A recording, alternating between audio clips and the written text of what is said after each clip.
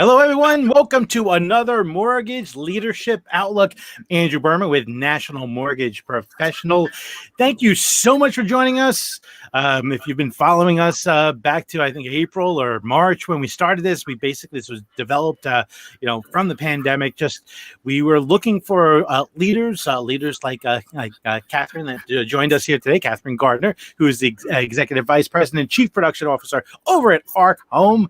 Catherine, thank you so much for joining us. Thanks for having me. So it's interesting, so going back at the beginning of this, the pandemic. I remember, I left you a message because things were crazy then. It was absolutely crazy. Like, you were actually one of the first people that I reached out to because I knew actually, you have been actually, someone who's been. You look at your career, you look at actually, the organization. You've been always good to kind of adjust with the times. Like you guys, and talk to us a little bit about, how was that adjustment for ARC? And I'm going to get into your history. I want to get actually into, why I'm just wondering what is actually, there's something with school. You keep talking about school with me. We'll get into that later. But what I want to know, let's go back to the beginning of the pandemic, when it just first started to hit us, non-QM pooped the bed, and, everyone had to change course, including ARC. You guys were doing a ton of non-QM business. Tell us, what was that like back then when you had to make the decision, or when the decision was forced into everyone's face? All right. Well, if I can, I just would start by saying, the pandemic's still going on, and we get really caught up in the business side of it. But to anyone out there who has, anybody they care about that is ill or has, been ill or has passed on, my thoughts are with you. More recently, we've had members of our family, our extended family, who have experienced this, and it's a scary thing. So I just wanted to recognize that, because when you compare the business side to that, the business side's a lot easier. And for ARC, we were blessed in that we built the organization to be balanced between an incredible prime A-paper platform with a strong technology presence, coupled with high touch service, but the lifeblood being non-QM and the development of that. Well, during the pandemic and right at the beginning, there became an instability in the non-QM market, and we just had to make that quick transition. So we transitioned all of our non-QM operations staff, our underwriters, and all of our non-QM account executives, and opened up the world of prime to them. And we had a team, our sales enablement team, who spent a ton of hours helping our non-QM AEs get their arms around the prime side and help them transition their customers. And the organization itself, our corporate office is based in Mount Laurel, New Jersey. And we have another ops center in Phoenix, Arizona. So right out of the bat, the Mount Laurel, New Jersey office was, that area was heavily impacted by the virus. And so we had to quickly transition to a remote workforce. Again, we were blessed. We were built remote enabled. Every single person in our organization was ready to go work from home. And so within 4 days, we went from 2 offices with folks inside to completely remote, and actually had productivity gains over this time period. So now, and listen, I know we were just talking about this before. You're a remote worker. You've always been doing this. So this is old hat for you. Now, do you feel actually that as time goes on, and people become maybe a little more comfortable with going out, maybe people will they'll say, hey, something, I'm going to take a lunch with my spouse. Do you see the productivity gains diminishing at all, or is it still holding strong? What are your thoughts on that? Yeah, it's a great question, and that's a natural worry, I think, that we all had. Is as we go into full summer, will the productivity drop? As just the wear and tear of kind of being at home all the time, will the productivity drop? And it hasn't. And I think there's a couple of reasons. One, engagement, really keeping in touch as a team, using the video technology. Two, obviously, the industry is just flush with volume at this time. And so the demand is high, but the opportunity for both salespeople and operations people from an income perspective is fantastic right now. And so we continue to hire and grow. And again, we have, teams that bring people in. I think that's really important. It's just bringing people in, continuing to build during this time. And from a sales perspective, it is fun to see our salespeople starting in some markets, where they feel it's safe to be able to go out and make sales calls and do things face to face. We've got a conference coming up in August that's still scheduled that we're excited about. And but I think the key to that productivity is staying in touch with your teams and making sure that to the best you can, you don't want your people to begin to feel like contract employees. They need to have that sense that they're a part. And remember, people in our industry were named essential. I try to remind people of that every day. You're essential. So, give us some specific tactics. Some of the things that you did, to kind of build the team. So you're working remotely. People were used to going into an office, not necessarily everyone, but tell us some of the tactics that you use to kind of team build together. To bring people closer as we're socially distancing. Again, I do think video is really important, and none of us like it. The first 3 minutes you had me on, I'm sitting here messing with my hair and put the glasses on, glasses off. Which way is the camera? Gosh, I wish I wore sunscreen more often. I mean, we all hate it, but it is amazing after a week or two of not seeing the people you work with, when somebody pops up on a video, how good it feels. And you find yourself literally waving in a true smile. And just, so we've said, if there's 3 or more people in a meeting, you have to be on video. We don't care if your hair's on sideways. We don't care if you're in a t-shirt. I have blue jeans on under this nice top, right? We don't care. We just want to see you. I'm wearing shorts. There you go.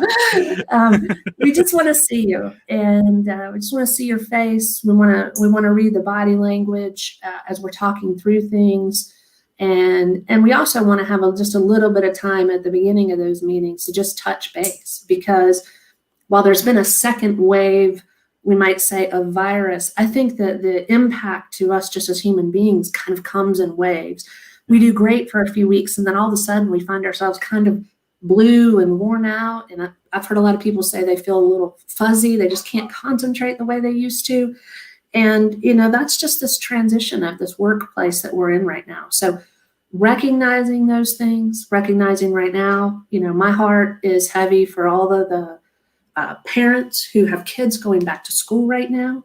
We had some of our team today, their children are starting virtual online classes. And these are high-level folks in our organization who are now trying to get, an elementary school child and a middle school child engaged in class. That is it's unprecedented. I know. It's like these kids. It's like these kids have been on summer vacation since March. And so also just trying to verbally recognize that those challenges are happening, and letting people know that let us know what you need. How can we support you? And we do almost with my sales team. I mean, we do daily touch bases. So we're connecting every morning. And some, obviously the normal course of business throughout the day, but we try to connect every single morning. That's great. That is awesome. So let me ask you, so let's go back to your history. I want to go back. So you got into this business as a mortgage broker. You worked for a mortgage broker, right, in Georgia, if I remember correctly. So talk to us about your first exposure to the mortgage industry. And actually, so if anyone is a mortgage broker here, just please type #mortgage broker. I just want to if there's any brokers here, show your support for the broker channel. Please hashtag mortgage broker. It's times like these that prove time and time again how critical the mortgage broker is to our economy, not just our industry, but to our overall economy. Because mortgage brokers, with their extreme flexibility and the diverse partnerships, protect the home buyer and the refinancer's opportunity in markets like this. Credit is tightening, and mortgage brokers, by virtue of the fact that they can look for the best options for customers, and they're very nimble, many of them skilled at working between a home office and a more centralized office. They've just done an incredible job pushing the industry along with mortgage bankers into unprecedented levels of volume. And, again, anytime this country goes through a hardship, one of the first things that brings us out of it is housing or housing finance. And the mortgage brokers play a huge role in that. I love that I grew up in the business as a broker. I started literally in a file room auditing HUD-1s for a company who said, we did $100 million in volume last year and we made no money and we don't know why. And so I literally learned it. I had no idea what a HUD-1 was. I literally learned it from the back forward. And the husband and wife that I worked for, the husband who has passed on, Al Strzelecki, had been the CFO for David Murdoch.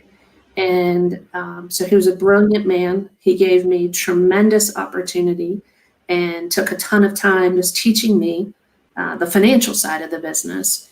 And then I slowly learned the sales side of the business. Interesting. So, well, let's go back actually to this story about how they did $100 million in business and made no money. How did that happen? So, like, is it something that you were able to uncover?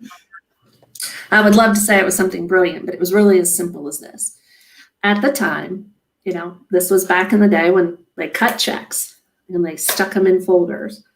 And the company had just come out of a small refinance boom.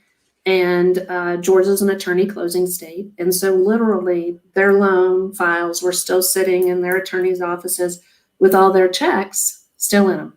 And they had been paying their people and paying their loan officers, but the money hadn't been coming in. So once we figured out the pattern, it was pretty easy to collect literally, tens of thousands of dollars in what at that point was profit. My goodness. Wow.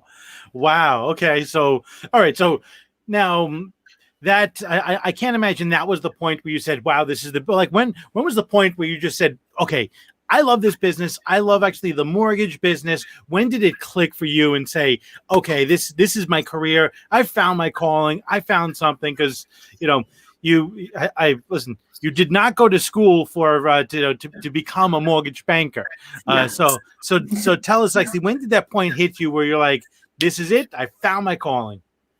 A little bit later, when I started into the wholesale side of the business, and I was working in wholesale and in portfolio retention, and that's when it really clicked for me. I started working for a small wholesaler called ReliStar that was ultimately purchased by Principal Residential Mortgage, part of the Principal Financial Group. That company, I will say, and that culture was part of that early addiction. I loved all the different ways that we could do the business. We could do it broker, we could do it banker, we could do it non-delegated correspondent, way before anybody used that term. Yeah. The broker could draw their docs, we could draw their docs. And that whole idea of meeting with someone and then figuring out how it best worked for them, or maybe a new way that they hadn't done it before. I just love that. I just like, putting the pieces together.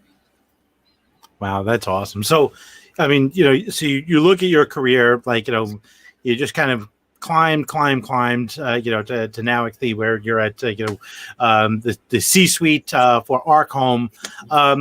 Would you say actually that there were any obstacles that you faced, because you were a female? Well, Andrew, we're gonna go there, you know. yeah, and it's interesting. I think every person has to answer this question for themselves. And I've heard, Totally. this question asked to many C-suite women before, and many times I've heard them say, "No, I really didn't. I never felt that." And I was like, "Wow, that's so awesome!" And I love hearing their story and the mentors that they had. For me, there were some situations where I definitely felt that there were barriers. Oftentimes I am, one of two women at a large conference room of all men still, and that is great. I live in a house with all men. I'm used to it, so I'm used to that. But there are cultures that I have been in where I felt what I brought to the table was very valued, and the results were very valued, and they could have given a flip nickel about what sex I was. Yeah. And then there were some cultures that I spent some time in that were not that way, and I did feel very much identified as a woman, and that was an obstacle, and where I did feel some uncomfortable situations that were inappropriate. And I just want to share that because it took me a while, Andrew, to realize what I want to say to any woman in that situation is take your skills and find another place, because your time spent in those environments, you don't really realize until you're gone that it erodes your self-confidence. It actually erodes your skill set because you're so distracted by that you're not learning everything you could be learning, which in this business we get to do every single day. Yeah. So take your skills and find a place where your skills and what you bring to the table, what your unique gifts are highly valued, no matter what your, sex, color, race, creed, any of those things are. Yeah. It's critically important. I just encourage you, don't stay. Don't stay. There's so much opportunity in this business, and there are so many places that want talented people, regardless of their sex. Yeah. I don't care about what, and I think actually, listen, I'm blessed to see actually, the industry has changed. From the point that we both got into the business, to today, you see more, definitely less actually people getting judged for their sex, because for their color, for anything that's going on with them that makes them different than the majority of the people in the industry. And I think it's a great thing to see that. But something, when people are just getting into the business, so if someone actually, I feel like actually the person you're talking about, is like, or like the people that have established skills. So if someone's watching this and they just got into the business, they're just laying their groundwork. What advice do you have for that new person that doesn't establish themselves yet? Gosh, again, surround yourself by people who are interested in supporting you. Yeah. I have a group of women, and it is honestly as simple as 4 women in a group chat. And every morning, my kids call it a run. You've got your run on Snapchat. But every morning, this group of women and I send each other some kind of encouraging word. Not everyone, every morning, somebody pops an encouraging word in. A gentleman that I work with today, when I told him about doing this, I said, I'm a little nervous. And, he sent me some very meaningful words of faith that we share together. Yeah. Surround yourself by people who will encourage you. And I would encourage that some of those people are outside of this industry too, because it is helpful to be able to say, does this go on in your marketing world or your IT world? And how do you handle it? Some industries and other organizations may be more advanced in an area than your organization. So find people and make sure it's a mix of diversity But that's the most important thing. Find people.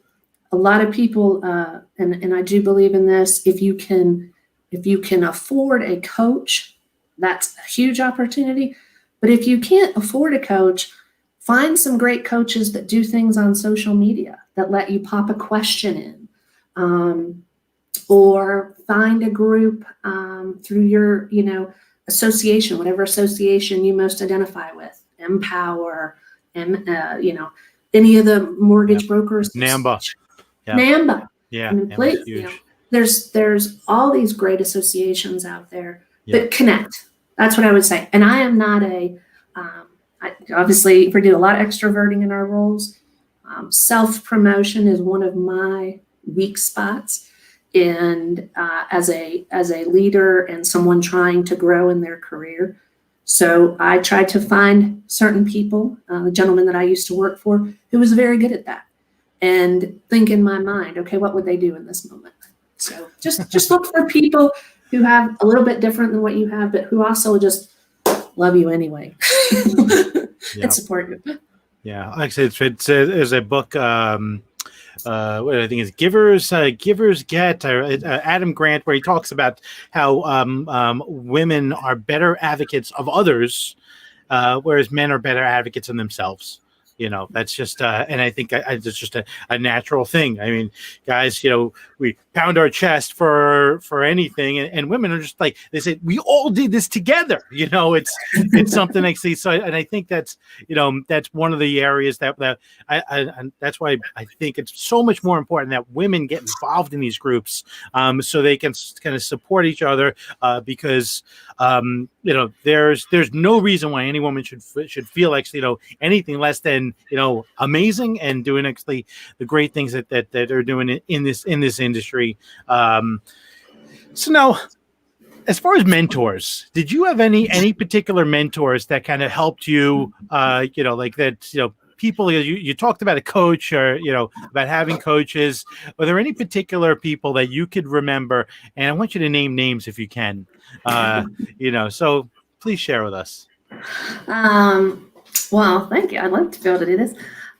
So two of my earliest mentors have passed away. Al Strzelecki I mentioned earlier, and Jake Bowen. I would say Paul Vignano and Charlotte Catalfo at Principal. I mean, I was just in my early 20s, and I had a big title for a young person with not a ton of experience, and they gave me tremendous support. And through that, I met probably my key mentor for my whole career, which was Jackson Nafziger. And Jackson could give it to me straight, and many times had to talk to me about the way I was behaving or conducting myself, and really changed me as a person and a leader. And he has been instrumental and influential. And then Bronwyn Morrissey as a friend, a long-term friend, and one of those people that came into my life when I moved out here to Colorado 20 plus years ago, and helped me build the first branch for Principal, when a lot of other folks said, you can't put a branch anywhere but the Denver Tech Center. And I'm like, well, I'm not driving down there, so we are. And that's funny. And we did, and it was amazing. And she's now a coach, and she's a phenomenal mentor to me. And then I will just say this group of women that I work with, Marianne Kozak and Lisa Moctezuma, Judy Ellis and Christy Coomer, these women mentor me every day and keep me in check, and they know me inside and out. So, wow. Thank you for letting me do that. I love that. That's great. That's fantastic. So let me, if we go back actually and look, from March to today, with everything that's gone on, with the product shifts that you had to have done, with just getting everyone to work remotely, what would you say was the most difficult thing that you had to go through? Oh, Definitely the most difficult thing was the day that we did have to pause our non-QM program. And we had this incredible team of salespeople and our leader in that space, Will Fisher, and to say, effective today, not only are we not doing the product, you don't have a pipeline anymore. And we know it will come back, but we don't know when. And we want you to stay. That's great. So, it's great. You want us to stay, but that was very difficult. Yeah. These folks had come into the organization and built from the ground up, and I mean, really brought ARC to the table in the space. And to watch that time, that very difficult time, that was really tough. I will tell you, they knocked it out of the park on transitioning business to prime in an amazing way. And I'm very, very proud to say that we retained all of the folks and have re-released non-QM, retained all of our non-QM underwriters. But that was a very, very difficult time. And, very happy that they stayed. That's great. That's awesome. I love that. So tell us, actually, what does non-QM look like for ARC today? I mean, obviously, listen, it's not the non-QM. It's not the non-QM that we saw at, in January. It's a different non-QM. Talk to us about, what non-QM is looking like today for you guys, because I know you guys are out there, guns a-blazing, ready to help borrowers out. But share with us what is non-QM like in July of 2020. It looks like a lot of smiles and it looks like a lot of new registrations coming in the door. Definitely, it's a little bit tighter product set. There's some segments of the product that still have a little bit of price instability where we haven't re-engaged. But the 12 and 24-month bank statement program, the DSCR program, asset depletion program, they are still, I think what ARC is known for is priced very well and positioned from a product and approval guideline position very well. In addition to that, during this pause, we didn't stop.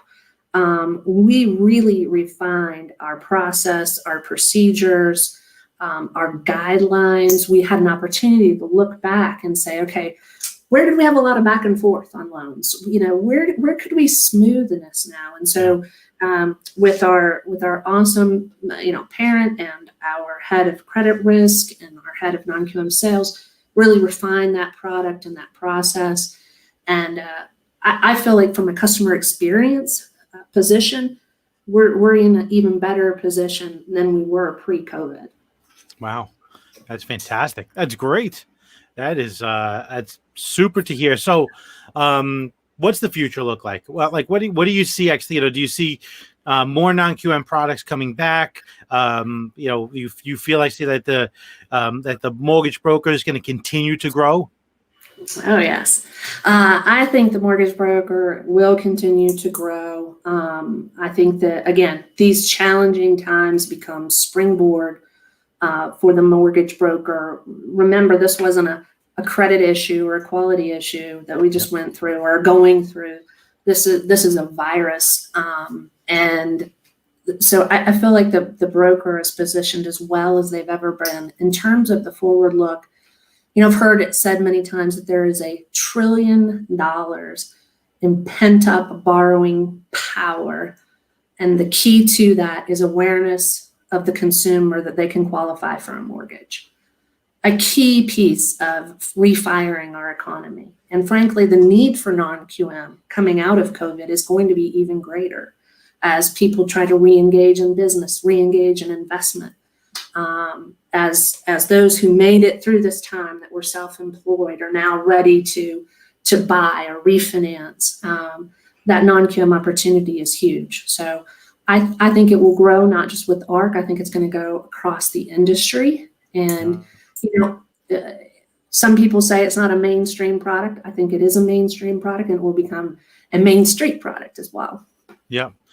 Well, I mean, listen, I think mortgage broker and non-QM go hand in hand.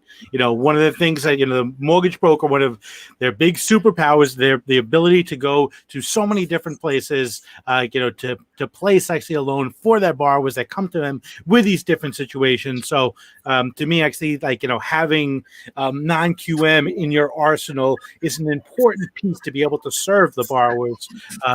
So I think that's a great thing. And I see the rise of non-QM directly linking to the rise of the mortgage broker. And I just love the fact that, the mortgage broker can quickly respond, to the market impact.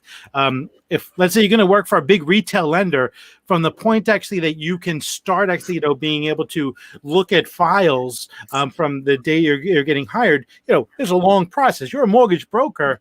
You go do a little background check, and tomorrow you start looking at files. So mortgage brokers are ready to move and ready to jump and take advantage of these market opportunities. I agree. I mean, they are so amazing. When you think about, if I told you you have to use an iPhone and an Android and a BlackBerry, and you can only make these calls to this area code on one, and these to another, and these to another, and you have to do your banking on one, and your rental cars on another, you would say, forget it. That's what a mortgage broker processor does every single day. I mean, these folks are. I love that analogy. That's so great. That is amazing. Oh my goodness. They're incredible. If my editors are watching this, that right there is the pop quote. That's right there is the pop quote that we use. That is funny. That is great. So okay, listen, but I have to ask you about this. So last time I had a chance to interview you, you talked about actually, about how this industry is like kindergarten. We had a dialogue the other day, actually, where you mentioned something about Gold Star. So is there anything actually with education in you? Did you actually, did you grow up wanting to be a teacher? Where does that come from? Or is that just some random thing I just picked up?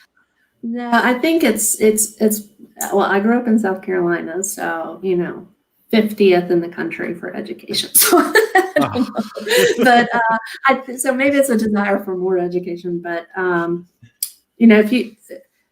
say that this industry, and I don't mean it to be demeaning in any way, that some of the things, the basics that you learn in kindergarten, when you're asked a question, answer, don't interrupt.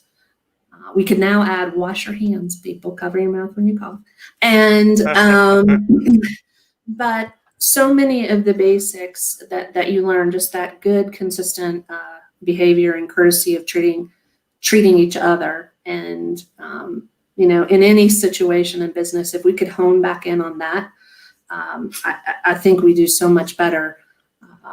And one of the things that I love about this industry too, is that you don't need an MBA.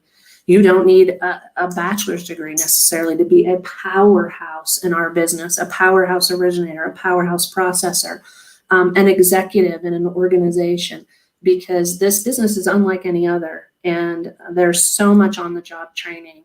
And again, with that right mentorship, you can be a very, very successful and financially successful individual without some of that. And I think it's important that we recognize that there are skills beyond a college education that are highly valued and can be used in business today. Skills and also just, I think it's also a genuine concern for people, for the most successful people in this business. They have they care about people. They enjoy this business. They enjoy helping people get in homes, and they get satisfaction out of that. And many of them, you feel like they would do this actually, even if they weren't going to get paid for it, that they get so much satisfaction at it. But that's just something I've learned from, the interviewing some of the top people in this business. They love helping people, and they've got they care about people. They care about whether it's their employees or borrowers. They seem to have that common thread. Agreed. Yeah. Well, wonderful. Listen, Always enjoy spending time with you. Love actually, the way you guys, pivoted the organization. Kind of were able to, maintain the relationship with your non-QM staff, kind of get them ready to kind of retool, and now actually back actually in non-QM, and you guys are kicking butt and doing great. So it's a great time to if you're not doing business with ARC already, please reach out to them. You can catch them actually on the pages of National Mortgage Professional. They sponsor newsletters. They're all over NMP, so make sure you look out for them. And of course, you can just Google them, and you'll be able to find them. If someone wants to reach out to you directly, what's the best way to do that, Katherine? I'd love to hear from you. My email is very simple, kgardner@archomeloans.com. Or they can reach me right on the website, sales@archomeloans.com. So I would love to hear from you, and I'm so thankful for the time to get to do this. You were very kind to reach out, and to everybody out there doing this, remember, you can only breathe one breath at a time. It's month end. Just take it easy and give yourself some good boundaries around your work-life balance. Yeah. All right, Katherine, just stick around for a second. I'm going to take us out. Everyone, thank you for joining us for another Mortgage Leadership Outlook. We appreciate we do this every Wednesday, 4 o'clock East Coast time, 1 o'clock Pacific. Got a couple of actually big surprises coming up over the next couple of weeks. Some unbelievable guests. We're just blessed to be able to spend time with leaders like Katherine, people who are changing the future of this business. Doing everything we can to kind of get the mortgage broker market share up and up. Hopefully, it will hit 50% sometime in the near future. But onward and upward, everyone. Stay safe out there. Oh, hold on for a sec. Before we go, we got to Rita just add this. ARC is an awesome organization. I'm lucky to be part of ARC. Thank you, Rita. All right, everyone. Stay safe out there.